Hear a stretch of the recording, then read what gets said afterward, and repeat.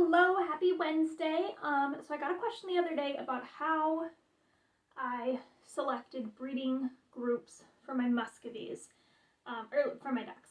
The Ancanas are easy because I only have one drake and two hens. So, well, 3 hens, 2 breeding hens. So what'll happen with the Ancanas is that because I don't want to accidentally pick up any of Helena's eggs since she's got some genetic defects, sorry, my hair's a mess. I'm trying to get it arranged. Anyway, I don't want to end up accidentally hatching any of Helena's eggs because she has some genetic defects. And I also want to be able to know who the mothers are. And unlike Muscovies, Ancanas are less likely to find nests or to nest. They're more likely just to drop an egg.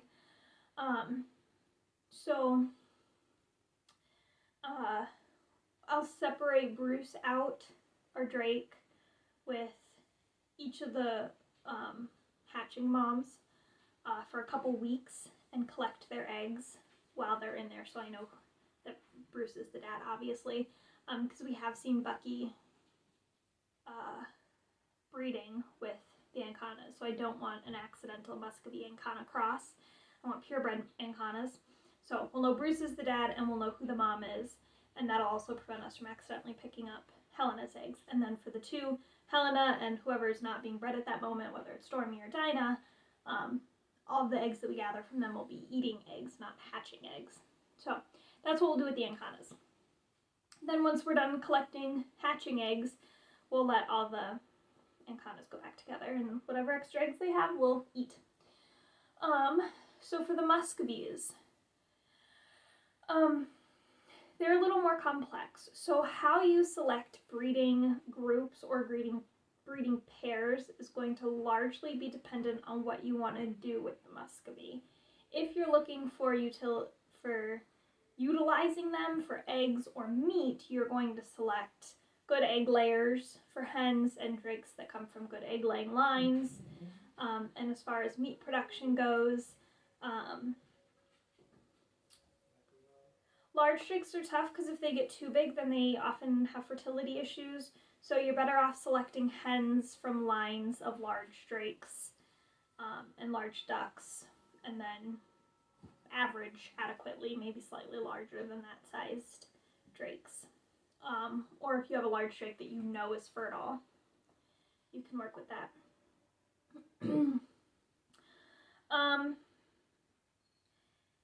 Then you can breed for show, which again is different because you're going to want to be picking Muscovies that have preferred show qualities, which I don't remember them off the top of my head, but again, it depends on what you're showing them for. If you're showing them for meat, you want big ducks because there are meat shows. If you're showing them for conformation, then you want the most perfect looking Muscovy duck, just like you would for a dog show, for conformation dog shows. You want big crunkles, that type of thing, biggish crunkles, that type of thing. You can also breed for color, temperament, really any, you can breed crunkles the opposite way. If you're not a big fan of the crunkle look, you can breed for smaller crunkles. That's probably what we're going to end up having because most of ours are actually pretty small in the crunkle. You can breed for the really impressive mullety crests. It's just selecting your group from there. In my case, I am prioritizing egg laying, coloring, and temperament are the 3 things that I primarily want to breed for. As far as this year goes, I can't exactly breed for egg laying at this point because I don't know who the parents of my Muscovies are, so I don't know if they come from good egg laying lines, so I can't pick that way. And they haven't started laying yet. This is their first season, so next year I could breed for egg laying ability with their babies, or so forth and so on. There's not much I can do about that this year. So my focus this year would be temperament based off the ducks that I have and coloring. I'll provide a link. I found a website. I'll just see if I can find it again because I had to reset my phone. But I found a link that you can put in what you know about your duck's phenotype or coloration genetics and it will give you, for the drake and the hen, and it will give you the likelihood of additional colorings and what kind of colorings you can end up with. So in that case, I chose, so as you guys know, I have almost all chocolate ducks. Wanda, I'll put their pictures up here too. Wanda, Natasha, Carol, Hope, and Sylvie and Yelena are all chocolate or brown Muscovies. All of them are pied, and then Carol and Hope have magpie coloring, which is the blanket on the back and then the white on the bottom. It's a specific kind of pied. My other ones just have white coloration, so they're not like a solid chocolate, but and then Yelena is barred, which is slightly different, and I don't think I can replicate the barred because the barring is a recessive gene, and I do not believe that Bucky or Wanda are carriers. So I might end up with babies that are carriers for the barred gene, but I won't end up with any barred babies. I will include a picture of her, and hopefully you can see her barring in there as well. So, because I have 5 chocolates, or 6 chocolates, any of the chocolates that are bred with Wanda will end up with all chocolate babies. That's just that. Bucky is known as a blue, so he's the gray, and then blue pied, he's got the white on him. And so I think if I breed him with chocolate, I have the ability, with chocolate hens, I would have the ability for chocolate, black, and I think just chocolate and black babies. Which isn't, black is the most like common natural coloring for Muscovies. They're really pretty. Like, I think they're pretty, but they're the most common. They're the ones you're going to see.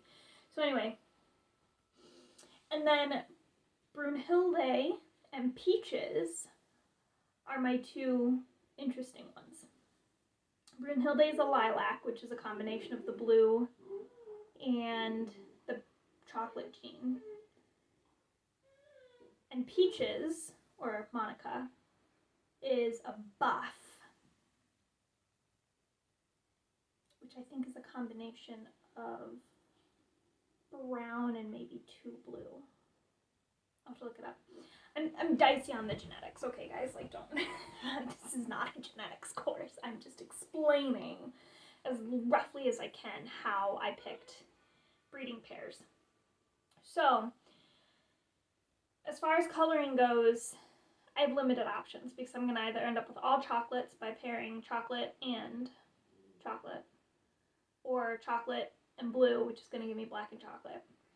So that leaves me then with the options of Brunhilde and Monica, because those are the only 2 that have additional colorings that could give me something different besides chocolate and black. So I looked at the website, and I will try to put screenshots in here too. And so I checked Brunhilde's coloring as I know it. I don't know all of her genetic coloring, obviously, because I don't know who her parents are. And they have the potential for, I got a 50-50 shot of lilac and chocolate. So her and Wanda will have lilac and chocolate babies. Bucky and her have like chocolate, black, and lilac or silver, something. It was just much smaller. It was far more likely I was going to end up with chocolate or black, which I will already get with the others. So I decided to put Brunhilde with Wanda because that'll give me 50% of her babies on average will be the lilac color. The other 50% will be chocolate. What I would like is more lilac hens. So we had Monica. And again, with Wanda, I think it was most likely she was going to get a ton of chocolate babies and the occasional lilac. With Bucky, because she carries other blue genes, and I don't remember. Point being that Bucky and Monica together would give me a much higher chance of getting a silver child than any of the other pairings. So Bucky and Monica will be together. Wanda and Brunhilde will be together. Those were the basic pairings that I was going with. From there, it was Temperament and also just who liked who. Like, I want them to be happy. Carol and Bucky have been best friends since I brought them. And so, obviously, Carol was going to go with Bucky. They've always loved each other. Natasha, I thought initially was going to go with Bucky because they grew up together, but Natasha and Wanda hang out all the time. Every time I look out there, Natasha and Wanda are hanging out. And to be fair, they were also a Temperament pick. I think Natasha's probably my chillest, most curious hen, and paired that with Wanda's sense of independence, and again, Wanda's very friendly. You know, I could have some, I think, pretty friendly babies that I would then socialize properly from the beginning. So Wanda and Natasha are both a Temperament pair and a preference pair. And then from there weren't really any other big personalities I was looking at. So it's just who's friends with who. Yelena and Bucky hang out quite a bit, or one of Bucky's girls. So let's see. So Bucky will have Monica, Carol, and Yelena. I also noticed that Bucky hangs out with Hope quite a bit, so that's going to be his 4. Bucky is a lot more insistent with his breeding. That's a word. So I'm giving him 4 of the 7 hens. Initially I was hoping to go 4 and 4, but we lost a hen, and I didn't replace her, so we'll replace her this year with some of the babies. And then that leaves 3 for Wanda, obviously Brunhilde for the coloring, Natasha for Temperament, and Sylvie was the only one left, and she doesn't really seem, she hangs out with herself a lot. So Sylvie will be going with Wanda. That's how I selected mine. We'll probably be putting Bucky in the old pen, and with the fencing and everything, so that I don't end up with accidental Wanda babies when I mean to have Bucky babies. And then hopefully I'll be able to pay attention to where the girls are nesting and figure out whose eggs are whose. But as we learned recently, someone, I don't know who, likes to steal eggs. So I'm going to do my best to make sure. I'll be collecting some and hatching them, and then I'm going to leave a couple for each hen to hatch. If they're getting broody and they want to hatch them, I'm going to let them hatch, 2 eggs, whatever. Wanda will stay in the big coop with the other 2 Ancanas that aren't breeding. Helena and whoever else is not breeding at the time. And then Bruce and all of them will move back in when I'm done collecting hatching eggs. And then from there, sorry, Zephyr's staring at me through the boxes. Hi, buddy. And then from there, I will be collecting only eating eggs. And then, if I get a surprise, an extra surprise batch at some point in the spring or in the summertime or in early fall, I get a surprise batch of babies. I won't be heartbroken, even if I don't know who the parents are. So yeah. So that is the rough, very simplistic explanation of picking breeding pairs and breeding groups. I hope that makes sense. I hope you enjoyed hearing about how I selected who's going to breed. And that's it. We'll see you guys later.